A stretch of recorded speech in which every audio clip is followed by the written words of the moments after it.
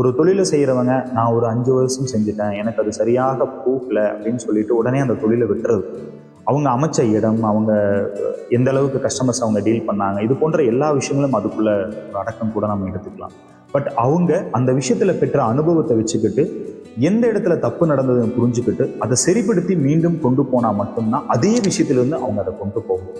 இல்லை எனக்கு இது விஷயம் சுத்தமாகவே வரல அப்படின்னு நினச்சிக்கிட்டு சில பேர் அவங்க முடிவெடுக்கிறாங்க. இது பார்த்தீங்கன்னா சிம்பிளாக நிறைய பேர் பார்க்கக்கூடிய கதைகளில் வரக்கூடிய விஷயங்கள் தான். கிட்டத்தட்ட ஒரு 100 மீட்டர் தோண்டியாச்சு, தண்ணி வரல அப்படின்னு விட்டாச்சு, அந்த இடத்தையும் விற்றுட்டு போயிட்டாங்க. அடுத்தவங்க வந்தவன் இவ்வளோ தோண்டிட்டாங்க, நம்ம இன்னும் கொஞ்சம் தோண்டுனா தண்ணி வந்துருச்சு.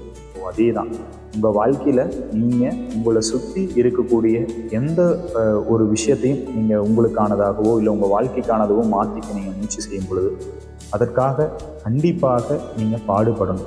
மெய் வருத்தம் கூலி தரும் அப்படின்னு சொல்லியிருக்காங்க. ஸோ உங்கள் வாழ்க்கையில் நீங்கள் உழைக்கக்கூடிய எந்த ஒரு விஷயத்துக்கும் முதல்ல உங்களை நீங்கள் சாட்டிஸ்ஃபைட் பண்ணிக்கணும்.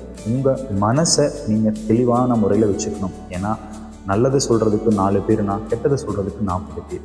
மெஜாரிட்டி பார்ப்போம், அவன் அதை தான் சொல்கிறாங்கிற ஒரு நம்பிக்கை உண்டு. முதல்ல இந்த விஷயத்தில் எக்ஸ்போர்ட்டாக இருக்கிறவன் அப்படிங்கிறவங்க எவனுமே கிடையாது, அவனும் அரைகுறையும் தான். நம்ம அந்த விஷயத்தில் எக்ஸ்போர்ட் ஆகிறதுக்கு என்னென்னலாம் விஷயங்கள் இருக்கோ அதெல்லாம் நீங்கள் லேர்ன் பண்ணிக்கணும்.